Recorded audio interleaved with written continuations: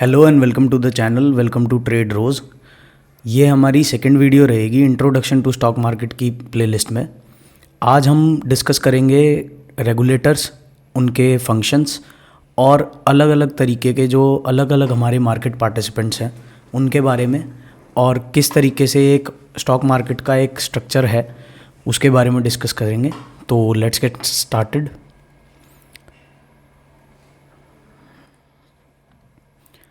This is the second chapter, regulators. इसमें हम discuss करेंगे कौन से मेन रेगुलेटर्स हैं हमारे स्टॉक मार्केट के।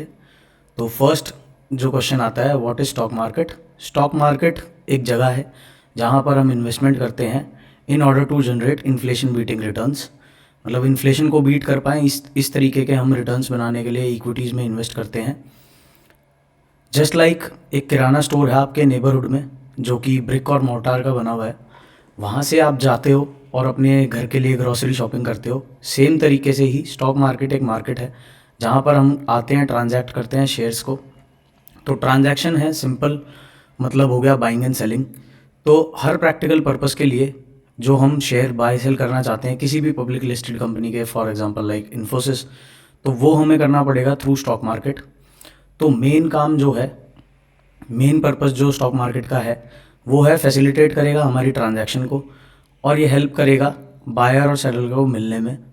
हम अगर कोई शेयर ख़रीदना चाहते हैं और कोई बंदा है जो शेयर बेचना चाहता है तो वो हमें मिलेगा स्टॉक मार्केट में।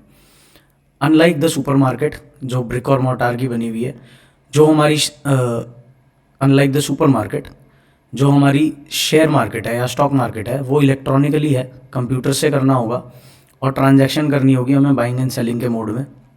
यहाँ से हमें अपनी सारी शेयर्स के एक्सपोजर मिलेगा।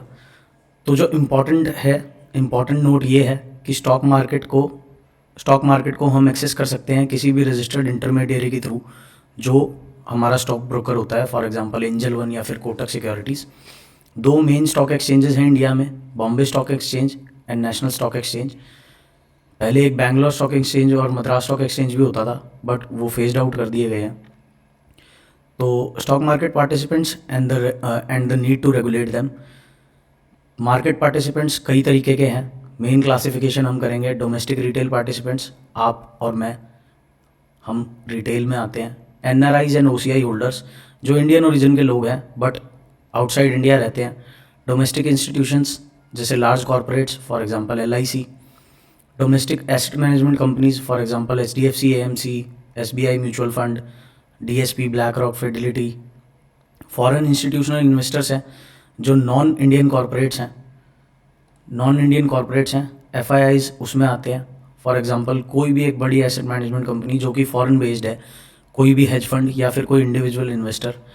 तो irrespective of the category of market participant, हर एक बंदे का मोटिव यहाँ है टू मेक मनी। सब पैसा बनाने आए हैं शेयर बाज़ार में, हम भी उसी के एक छोटा सा एंगल है। तो रेगुलेशन क्यों इम्पॉर्टेंट है? हर्षद मेहता टाइप के इंसिडेंट्स को बाईपास करने के लिए। और कोई ना कोई तो एक बंदा ऐसा चाहिए शेयर बाज़ार में जो सारे गेम के रूल सेट करेगा। तो जो रेगुलेटर है हमारा वो है SEBI, the securities exchange board of India. तो इनका जो मेन फंक्शंस जो हम सेबी के देखेंगे वो इन जनरल ये हैं कि ये रेगुलेट करेंगे और ओवरसाइट करेंगे एनएसई और बीएसई के ऊपर कि ये अपना बिजनेस फेयरली कंडक्ट करे। स्टॉक ब्रोकर्स और सब ब्रोकर्स पे नज़र रखेंगे, उनके लिए रूल्स और रेगुलेशंस बनाएंगे। पार्टिसिपेंट्स किसी अनफेयर प्रैक्टिसेस में ना इन्वॉल्व हुए, जैसे कि सत्यम कंप्यूटर्स ने किया था या फिर हर्षद मेहता ने किया था। और इंटरेस्ट को प्रोटेक्ट करें रिटेल इन्वेस्टर के, ये एक प्राइमरी फंक्शन रहेगा हमारे रेगुलेटर का। लार्ज इन्वेस्टर्स जिनके पास ह्यूज कैश पाइल पड़े हैं वो मैनिपुलेट ना कर पाएँ, और हर तरीके से एक रिटेल इन्वेस्टर का जो ओवरसाइट करनी पड़ेगी इन्हें बड़े इन्वेस्टर्स पे, बड़े हेज फंड्स पे, बड़े कंपनीज़ पे, बड़े कॉरपोरेट्स पे, ताकि रिटेल इन्वेस्टर का इंटरेस्ट को बाईपास ना कर पाए कोई। और ओवरऑल डेवलपमेंट करेंगे मार्केट्स के लिए। जैसे कि अभी आपने पीछे देखा होगा एक स्पेशल सेशन कंडक्ट कराया था, सैटरडे के दिन ट्रेडिंग हुई थी और एक हज़ार्ड साइट के लिए एक बैकअप साइट बनाई थी सेबी ने। तो ये सब सेबी करता है और सेबी का एक इम्पेरेटिव भी बनता है इन सारी ही एंटिटीज़ को रेगुलेट करना और एक हारमोनियस मार्केट प्रोवाइड करना किसी भी एंटिटी को। तो रूल्स और रेगुलेशंस सेबी प्रिस्क्राइब करता है, पब्लिश करता है under the legal framework section of the site. SEBI की आप वेबसाइट पे जाएंगे तो लीगल फ्रेमवर्क सेक्शन है, वहाँ पर हर एक पार्टिसिपेंट के लिए इन्होंने जो रूल सेट कर रखे हैं वो दिए रहते हैं।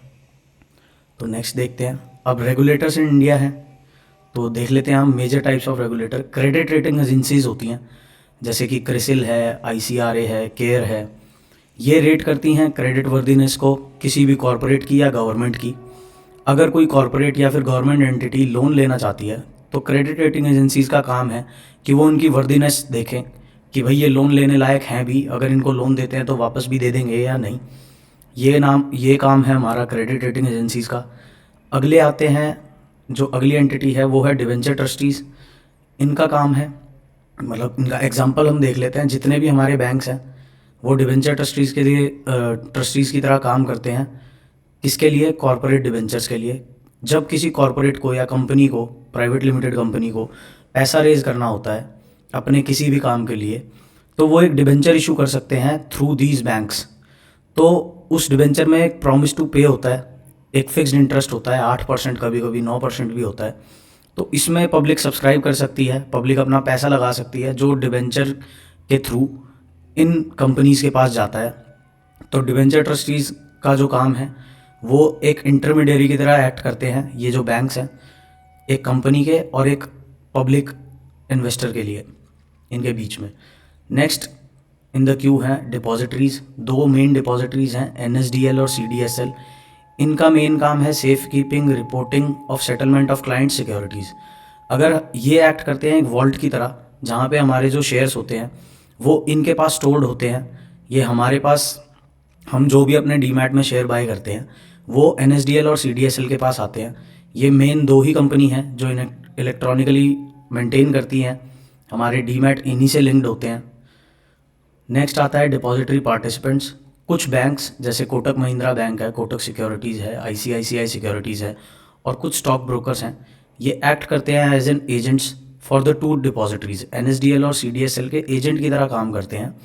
क्योंकि हम डायरेक्टली इंटरैक्ट नहीं कर सकते हैं एनएसडीएल और सीडीएसएल से, तो बीच में हमें एक लाइजनर चाहिए होता है जो कि ये डीमैट अकाउंट हमारा होता है जिसके पास भी, जैसे हमारा कोटक महिंद्रा कोटक सिक्योरिटीज़ में अगर डीमैट है तो वो एक लाइजनर की तरह एक्ट करेगा हमारे बीच में और एनएसडीएल के बीच में। नेक्स्ट आते हैं फॉरेन इंस्टीट्यूशनल इन्वेस्टर्स।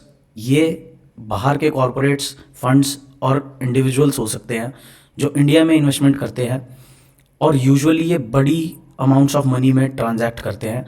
तो जो इनकी एक्टिविटी होती है मार्केट में वो काफ़ी इम्पैक्ट करती है in terms of market sentiment.